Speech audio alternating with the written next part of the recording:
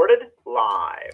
Good morning, good afternoon, or good evening, wherever you may be across the nation or around the world. Once again, you're listening to the VMware Communities Roundtable podcast. This is podcast number 641, I think. Today is Wednesday, April 5th, 2023. Corey Romero, you are my special co-host today. How you doing today? Doing well, Eric. Doing well. Very, very busy and lots of snow here in Utah still. Yeah, the winter has just not ended. It is absolutely not ended and just keeps going and going. But that's okay. I saw pictures. It looks like you're at like 30 feet of snow in Utah, right? Like, holy my front yard's up to 8.5, 9 feet. My backyard is up to my fence. Nice. Well, that's okay. You can do what you need to do, right? That's all it is. Right. On the show today, hang with us. We're going to be talking to Nick Kuhn. How do you say Nick? Kuhn. Kuhn. Yeah. There you go. Mm-hmm. Nick Kuhn. He is going to talk to us about Tanzu Application Service 4.0 beyond and exploring the future of Cloud Foundry. So we still got this Cloud Foundry out there, that came from Pivotal. And so we're going to talk a little about that. And you've got new versions coming out, so we can talk about that and spend a little time talking about Java development environments and development environments as a whole and see where we're going with all this. Sure. So looking forward to that. But before we do that, Corey Romero, what's new with vExperts? I've got a couple things. We've got the sub application awards are going to be announced on April 14th. So that's coming up soon. The Intel Optane emails are going to go out tomorrow for everyone who's going to receive the drives, and then those who won't. Also, I'm working with the events team and the comms team to build an influencer agenda for those who are going to receive the VMware Explore Blogger passes this year. So we don't have any allocation numbers yet, don't have an application form out for anyone to fill out yet, but we're just in the beginning stages of talks, and once I have more details, I will put out a blog post and email like I normally do. All right, sweet. Well, I didn't give the Bay Area weather report, but it has started to get sunny here in California. We've got like 4 days of sun coming next week, and I think we only have one more day of rain, and I think we're going to be out of this. So pretty happy about that. Some other general announcements. Obviously, Explorer coming up. Call for papers got extended for another week or so, so you have a little bit more time to get your paper submissions in. So that's cool. We are in midst of planning the VMware, the VMware Community Hub, which will be kind of when you come into Vegas, when you go into the event center. It's a long hallway. On the right is a big hall that's right next to the session areas and the elevators to go to the sessions. And we're going to get a whole space for community. So we're looking forward to that. We're talking about some cool things that we're going to be doing there. One of the things that we're considering having is the multicolored headsets. If you've ever been to the disco parties where you get different headsets and you can tune into different channels and listen to different audio tracks. So if you want to do the code sessions or community sessions and you don't get a seat, you can hang out and get a headset and listen to the audio for the presenter anywhere in the hub area. And then there's going to be a bunch of different community programs represented in the hub area.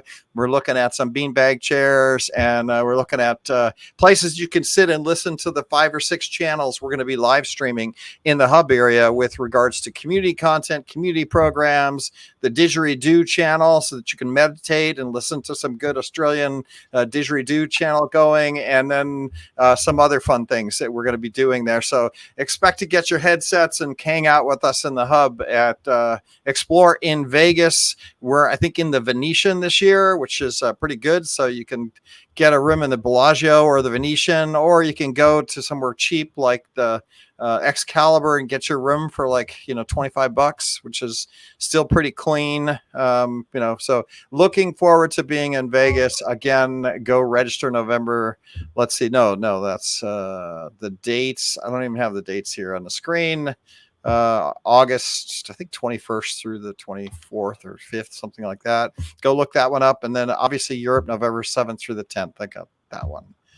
So that's it. That's the news for the day. So let's get to our guest. Have him introduce himself. Nick, I don't think you've been on the podcast before, but we will generally ask you to introduce yourself and give us a little bit of a view of your career arc. How did you get here? Right? Go to college, do some informal thing. You're an IT guy. A lot of us didn't go to college. We just ended up getting a day job in IT somewhere. So how did you get where you are today? And tell us what you do. Sure. So I'm Nick Kuhn. I'm a senior technical marketing architect, working in the kind of the Tanzu space and really the developer platform or developer application platform space. And I've been at VMware probably about a year and a half now. And before that, I actually worked for the Kroger Company, which is a pretty large, grocery retail chain, and in IT there for about 13 and a half years. And before that, I actually worked, I did IT like desktop support at my college and then actually at my high school. So I kind of been like, I guess I was lucky enough to be in kind of IT for almost, my entire kind of working career, so to speak. But I just kind of, I don't know. I always was interested with technology and, I guess it really started with, I like playing video games and I wanted to build my own gaming PC. Well back, in the day now, it seems like. And that's kind of how I got started with it. I built a computer and then starting supporting, all of my family, all their IT issues. And then kind of got into kind of that kind of desktop end user type support, with a kind of a tech program within my school district. And like they had kind of like student workers. And we kind of did the bidding of like the IT administrators for the district. So we'd go reimage a bunch of PCs or go run some cables for new computer labs or things like that. Right. And then kind of so then I had a lot of experience reformatting machines, kind of fixing machines.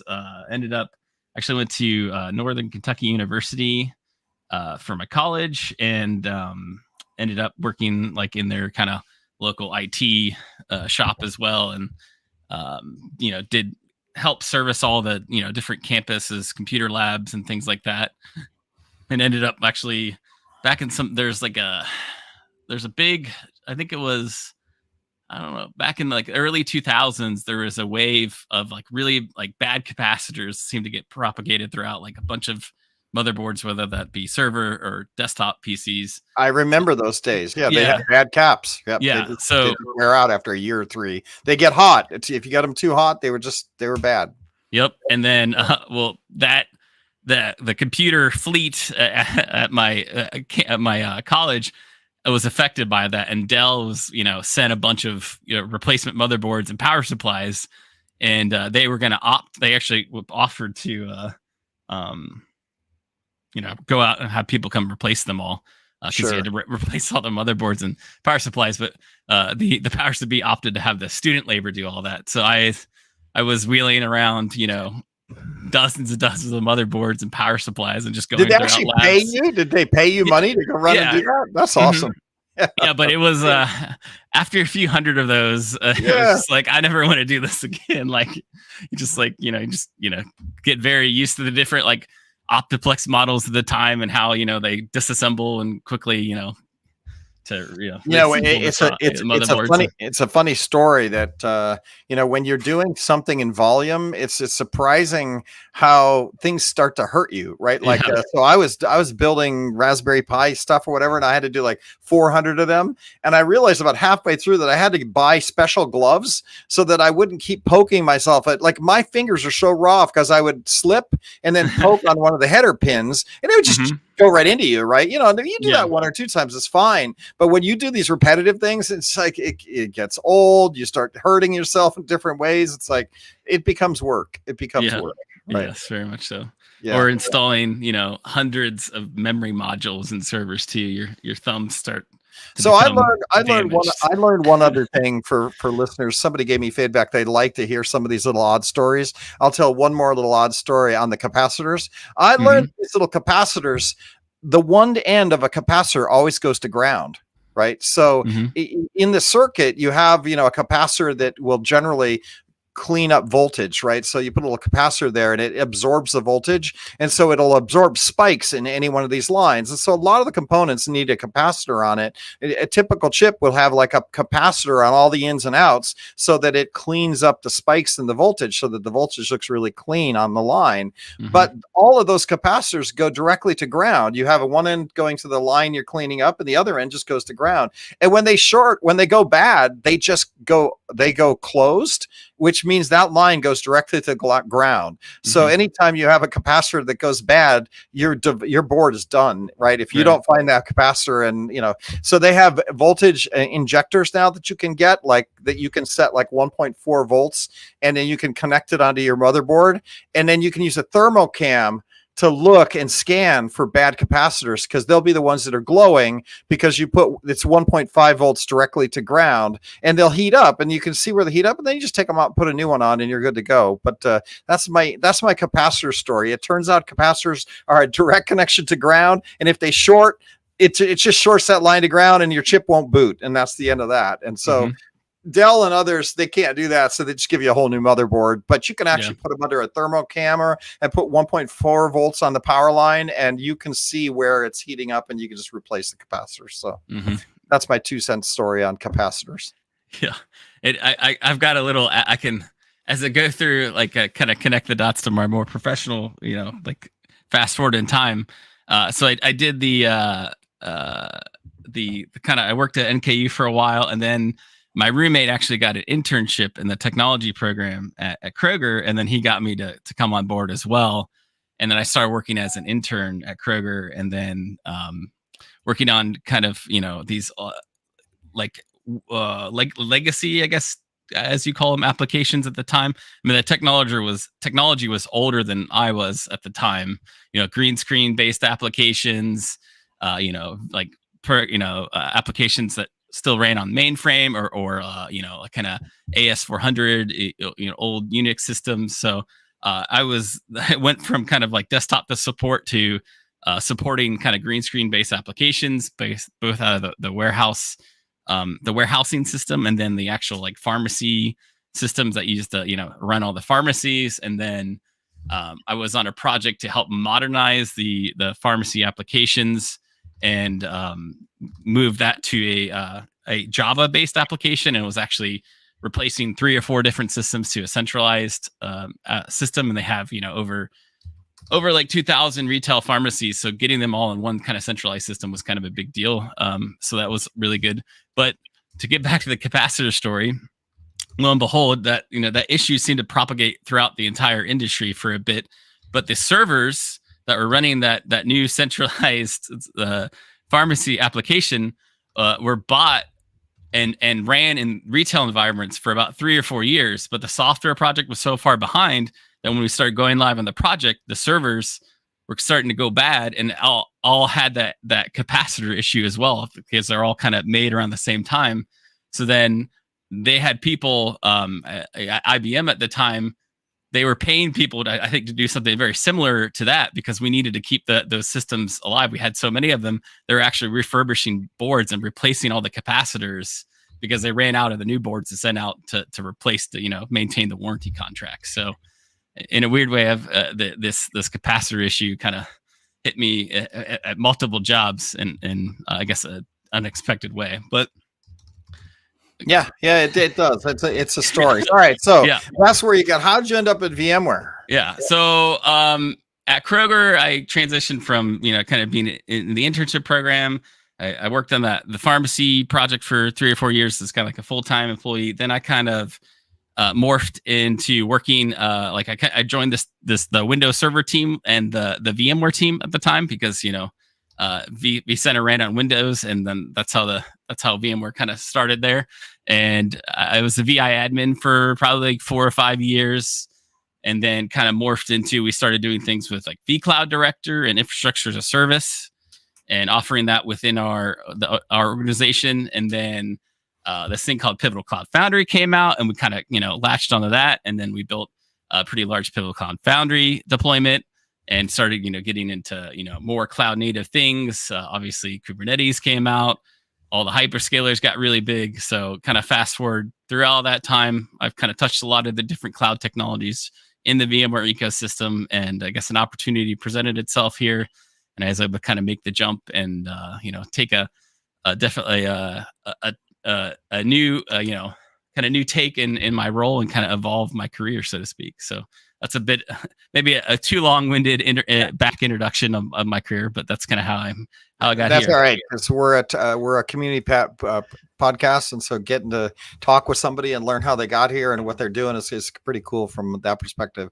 When we talk about Cloud Foundry, like maybe we can just talk a little bit about it's integrated into the Tanzu portfolio now, right? Like we sell Tanzu. Tanzu just isn't Kubernetes. Tanzu is a collection of application framework to allow you to modernize your applications, deploy applications, and then obviously if you want Kubernetes clusters, you can use our Tanzu, whatever they call it, right? I don't even know the name of the Tanzu product that is the Kubernetes clusters. Tanzu Kubernetes Grid, I believe. Yeah, Grid. That's it. Yeah, Tanzu Kubernetes Grid, which is the how you would deploy clusters on top of vSphere. So that's good.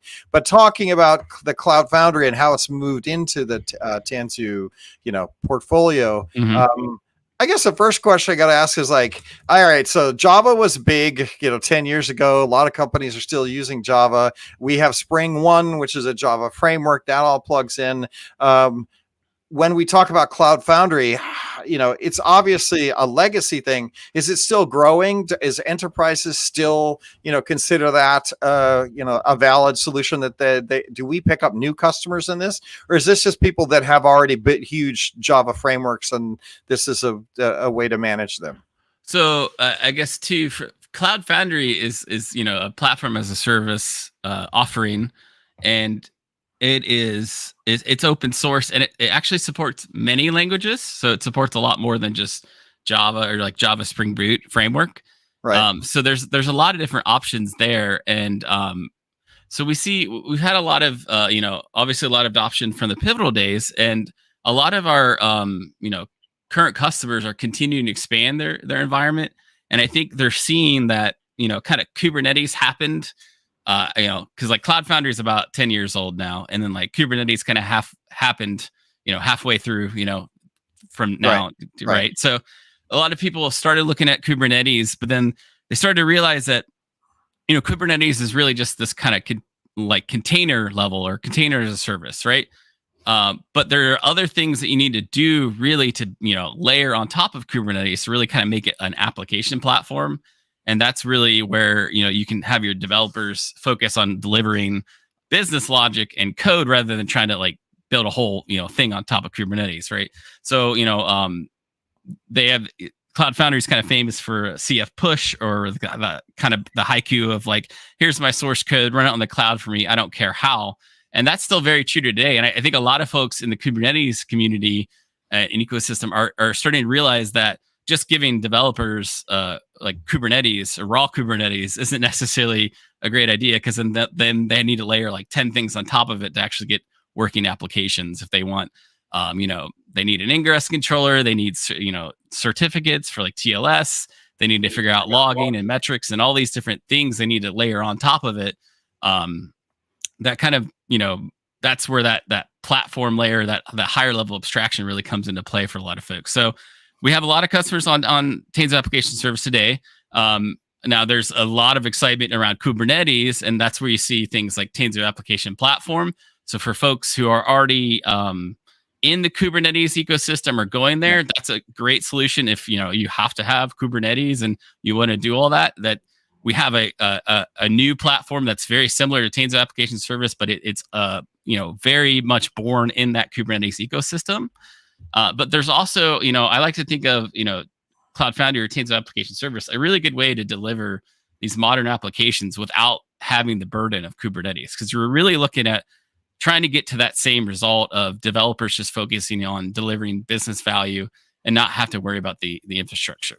So can you rattle off the 4 or 5 things that sit above that, right? That you're talking about for that developers would typically need in order. You mentioned a couple there, but right. I'm just wondering, what are the top ones that you guys get into?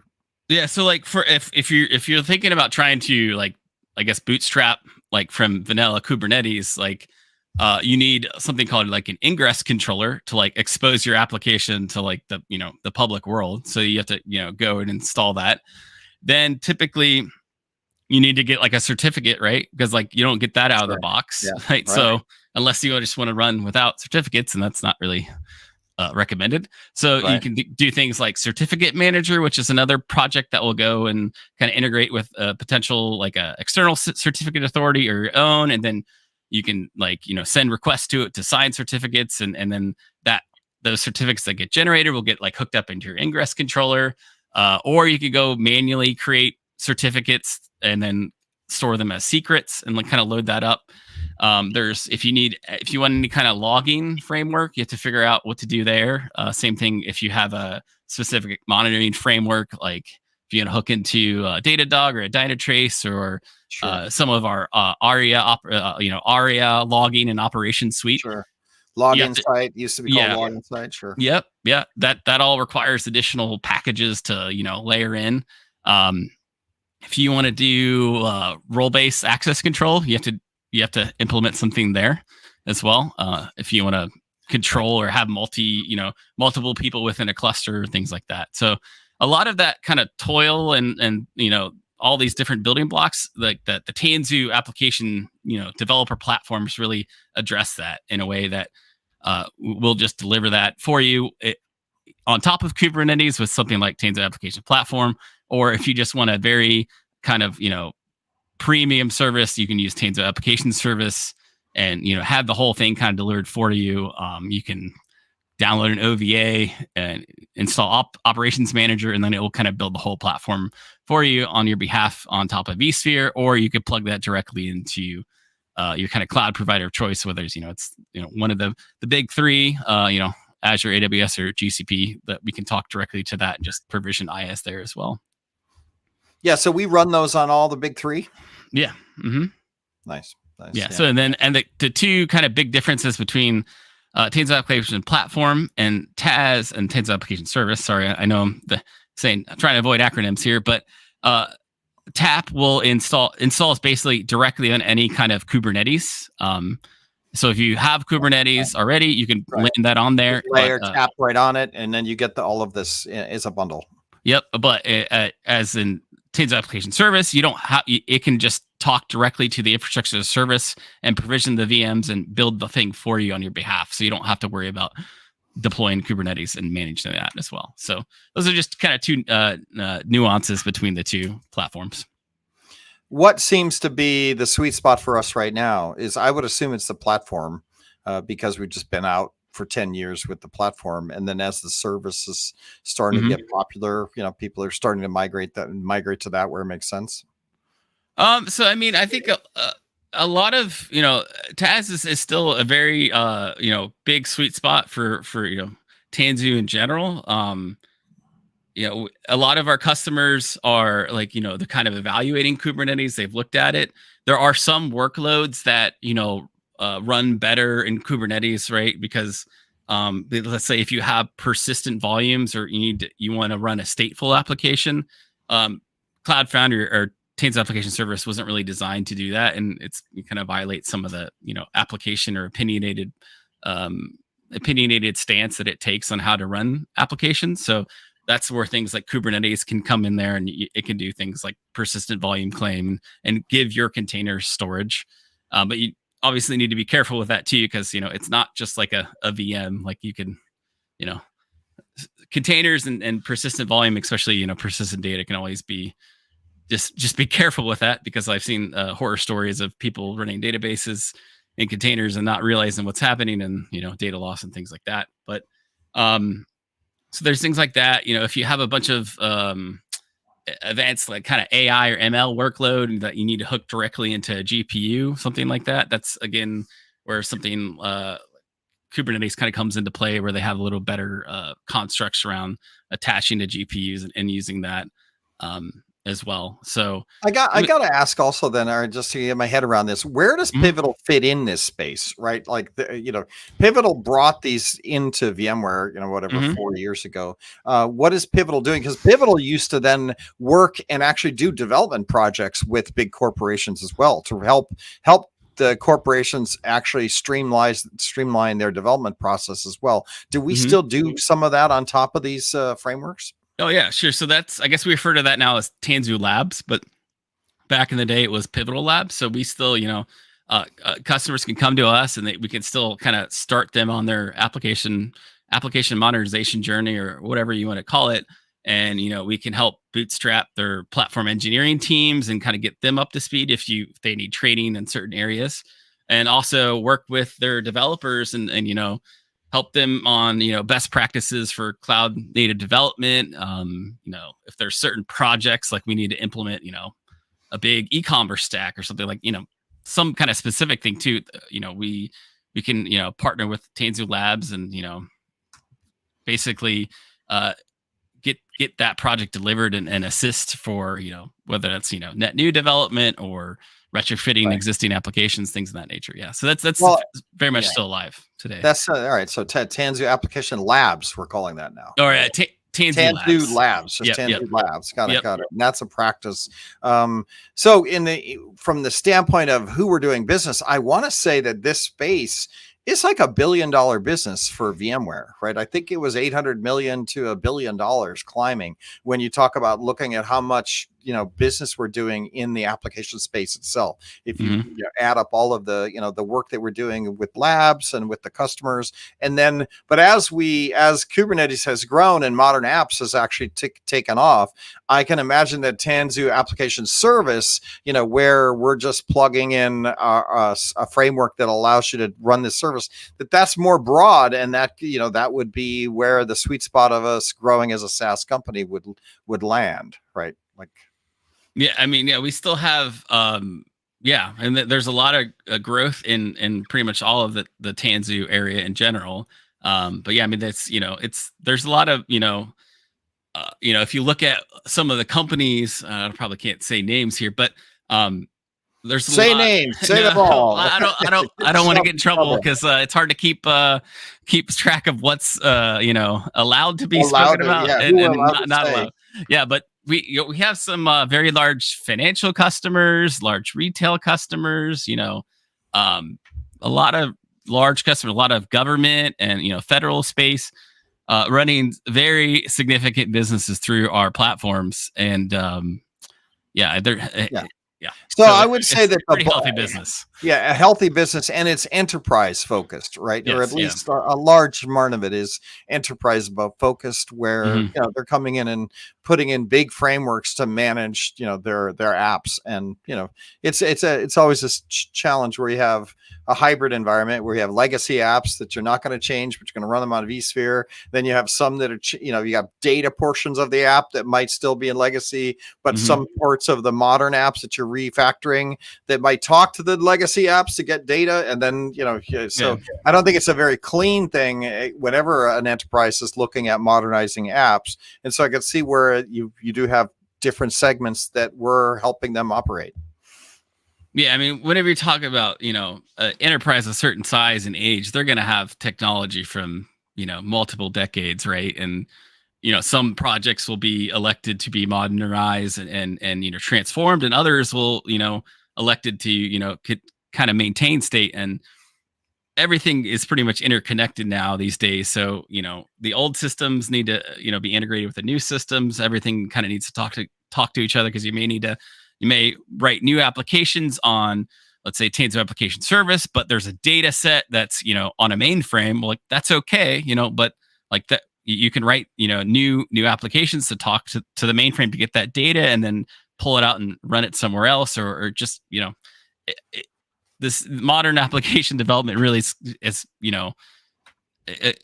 it's almost like not necessarily a spider web, but like any large company is going to have a lot of things to work through, and we have a lot of experience working through all those problems and how to really successfully navigate those waters. I got to imagine the biggest competitors for this for this space is going directly with an AWS, right, where they offer you the right, components you need to manage your application space, but you're kind of tied to the cloud that you decide to go build native on, right? Mhm. Versus VMware comes in and gives you this service package or these service interfaces that then would allow you to choose to go to a different cloud if you wanted to. Is that Yeah. part of the appeal to work with us as a layer versus just going directly on AWS?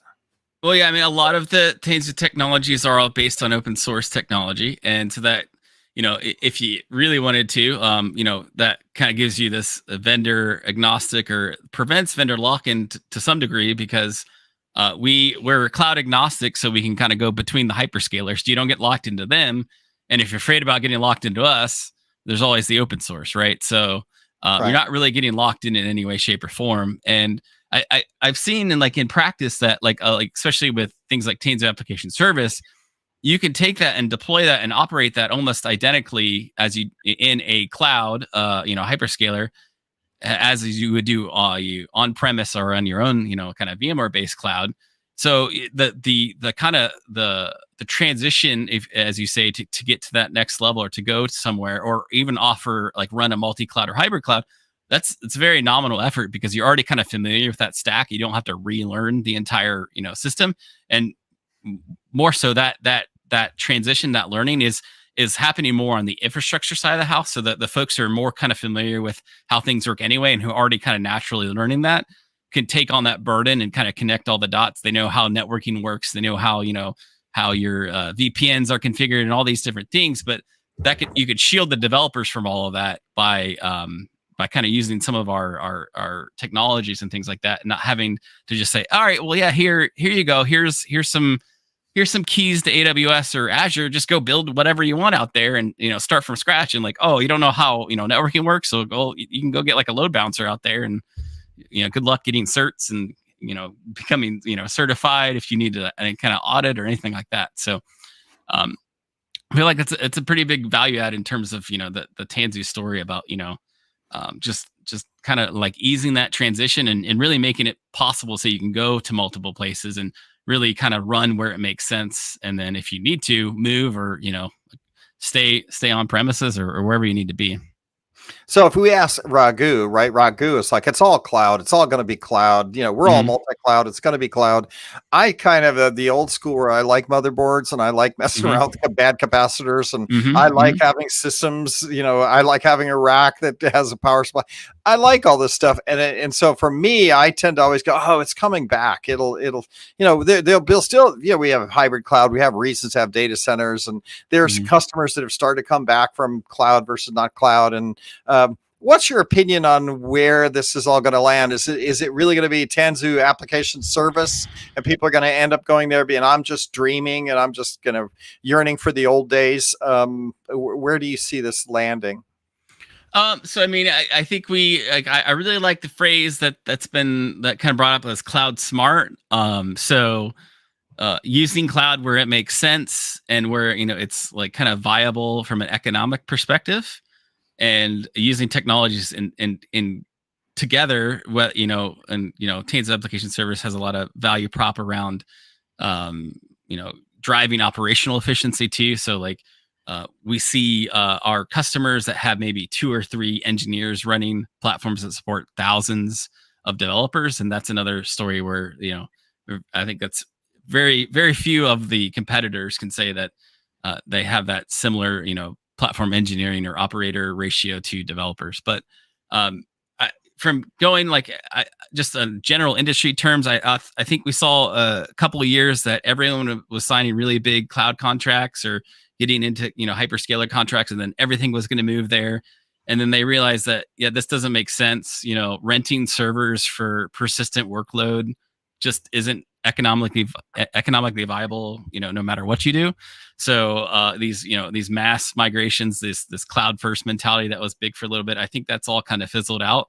And you see things like cloud smart, where I can use the cloud to burst or to buy some temporary capacity when I need it. When I just can't, I can't, physically get that in a data center in time, or I've got some big event, or I need, I need some big capacity. And I think too, when the pandemic hit a few years back, we saw a lot of folks buying a whole bunch of VPN capacity, spinning a bunch of extra servers out on the hyperscalers, because it's like, we can't get lines, like we need this now, and like we can't get extra bandwidth like that. And then you started seeing that, like, as they kind of stabilized, and we kind of got our steady state of like, we're now hybrid, or X% hybrid. We kind of figured out the remote workforce. We can dial some of that back and buy more persistent lines. Right. It reminds me of the power business. My brother is in the power business for Siemens, and they do power plants. And if you go to your typical steam-based power plant, right, and they have nuclear, they have coal-based, they got a natural gas-based, whatever. You'll have that power plant, but on the side, they'll always have like 3 turbines that are natural gas driven. Right now, natural gas driven power turbines are the most expensive one you can have. But when you have peak load and you need extra peak, right, they fire up those natural gas turbines, and they generate power from those to keep the grid stable at 60 hertz or whatever they're running at, right? And so they're they do have that extra capacity, that burst capacity. It's more expensive, right? But it's like candy. You can have you can bring one in a trailer and hook it up to your grid and turn it on and get that extra capacity. But it's not economically efficient to be doing that over the long term. The big steam-based towers, or coal driven or whatever they're driven, are just twice as efficient long term. But they're, they take 10 years to build a plant, right? So, where you can bring in a natural gas turbine and fire it up and have it running 3 weeks later. So I could see where the cloud, that kind of smart cloud, smart deployment, right? What'd you call it? Smart cloud? Okay. Cloud smart, right? Cloud smart, right? Yeah. Where it is cloud smart. And then if you have time to build it properly, you might want to buy some servers and put them in a rack somewhere, because long term you can amortize those over like 7 years, right? And servers aren't that expensive, and power isn't that expensive compared to your Amazon bill that comes every quarter. Right? So I could see that. Who do you actually, what is your role? Who do you interact with? Are you supporting customers? What is your role in, engaging in this space? So I work a lot directly with like the product teams and kind of hear what's going on. And then, I do some work with customers, whether like, maybe, some roadmap sessions or things here or there, obviously going to conferences and talking, doing some sessions, presentations, going to explore. I actually I did a VMUG, the Philadelphia user con. Oh, nice. Just I want to say a few weeks back, but who knows? Like it's a couple weeks ago. But I did just chatting about similar topics here, developer platforms, and Tanzu application service. So what excites you in 2024 now? Oh, 2024. No, this is FY 2024. Oh, okay. Future, we're going right in the future. We're talking budget, so I'm always in the fiscal year, not the calendar year. So, what excites you for the rest of the year? I'm definitely. I am excited about. We're starting to see, I think, more and more of the cloud smart kind of taking into effect, and people are starting to realize that these just like. It's okay to, still have data centers and still run things. So I'm generally starting to see about that. I have been working on building a home lab too. So I still like to, play with hardware and, geek out about that too. So I just generally think that that's kind of coming to a trend, and like, cloud is becoming rationalized. So I'm excited about that. And I'm excited to kind of see too, where things kind of coalesce around like kind of this overall developer platform space. Like I feel like the community. Yeah, I meant to ask you that. Like, so VMware wasn't known as a Kubernetes leader, right? VMware isn't certainly known as a developer leader. How do you feel like we're gaining traction there? Because I feel like we weren't also known as a cloud vendor, but now if you actually talk to people, they're like, oh yeah, VMware does multi-cloud. We're seen more as a cloud vendor now. We have made really good progress in becoming a cloud vendor. I feel like the modern app space is like a little bit further out, but I got to imagine that as we get more credibility in the cloud space and in the cloud smart narrative, that we're also gaining, Kubernetes is the magic of Kubernetes is wearing off, and now people are actually addressing the real infrastructure problems with it and how to solve for those. I feel like we might be making progress there as well. Yeah, I think so. I think the focus for developer platforms is really starting to kind of coalesce.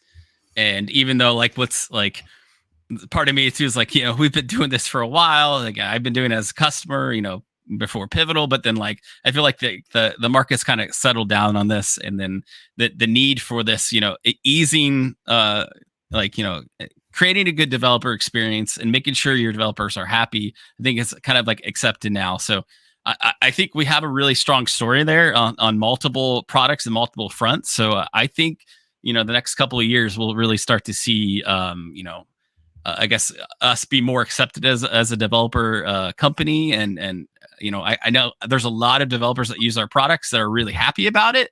It's maybe just not, something that VMware's traditionally or classically known for, right? It's still, it's hard to beat, the hypervisor and the original awesome sauce behind VMware.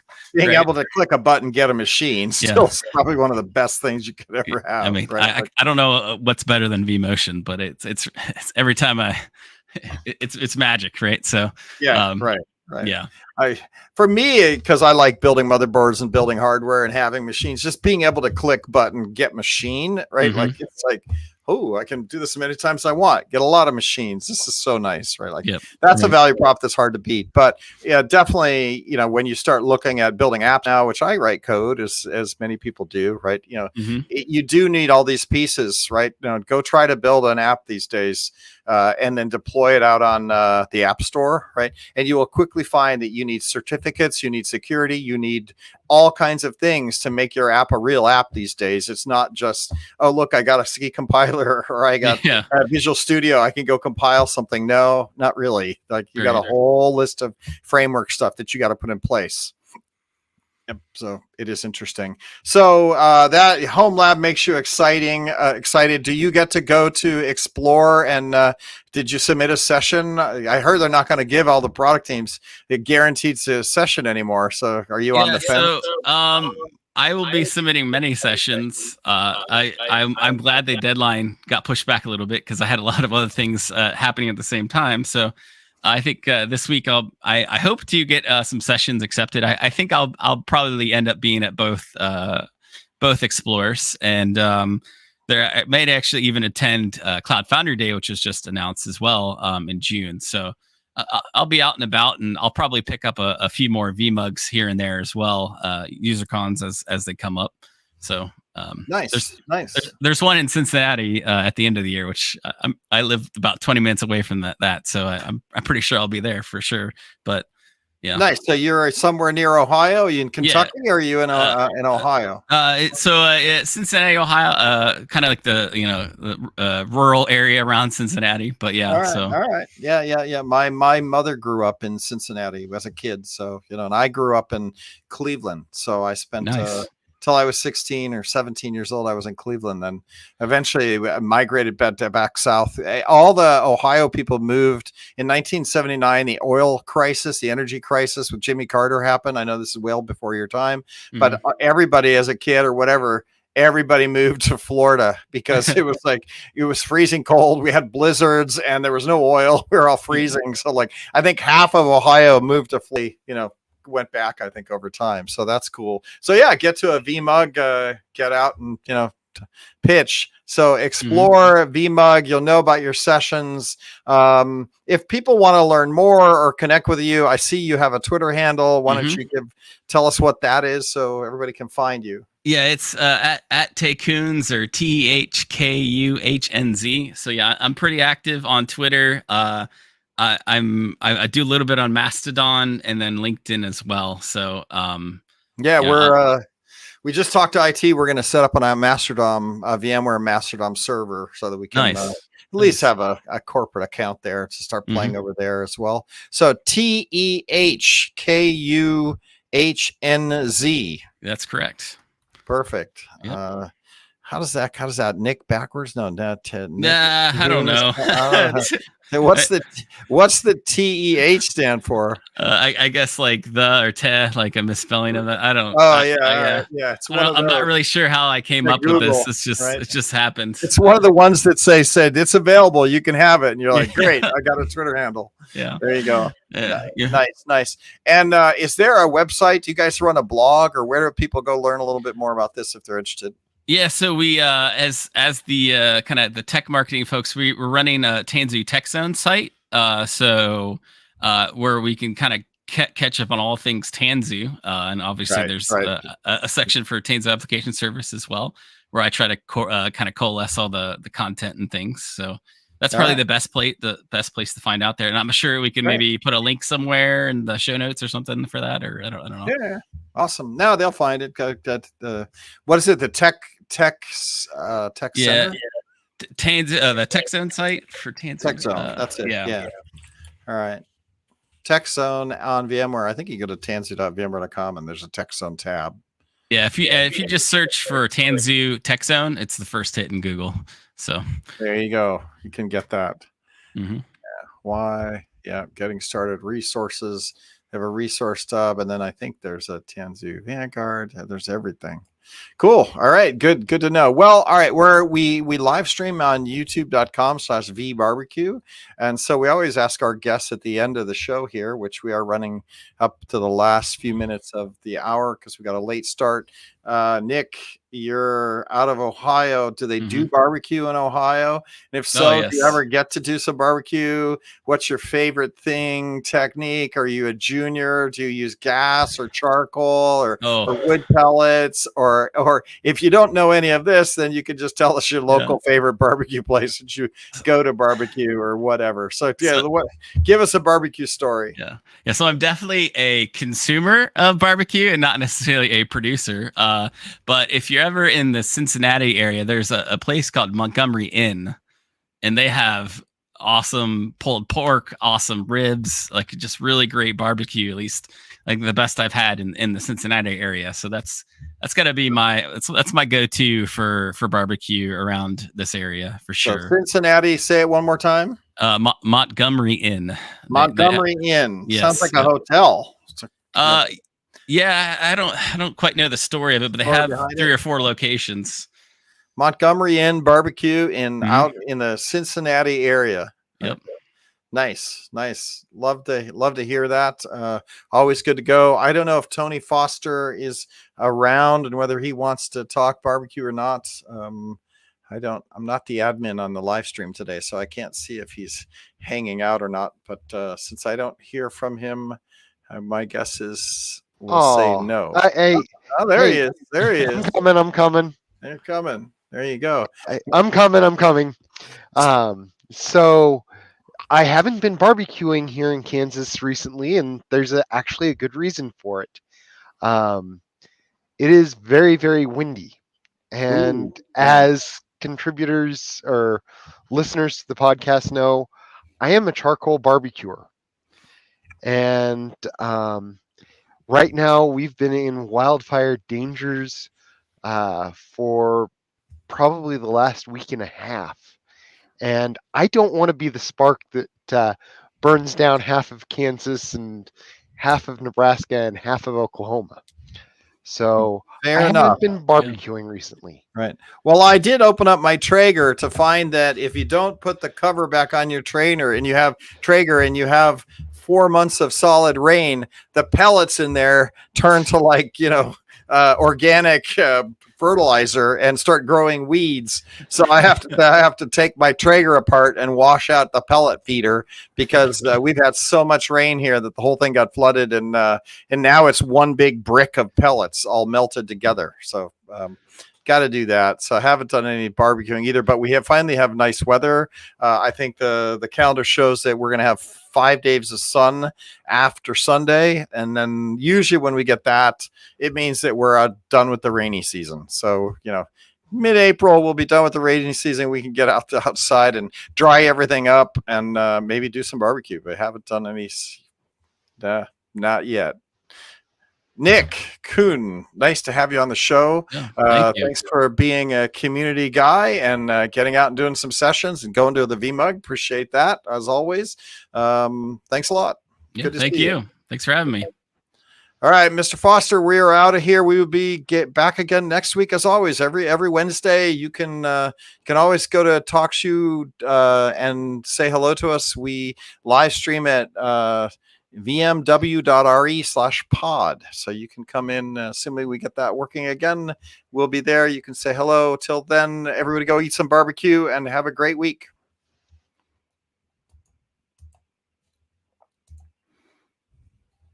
Recording paused.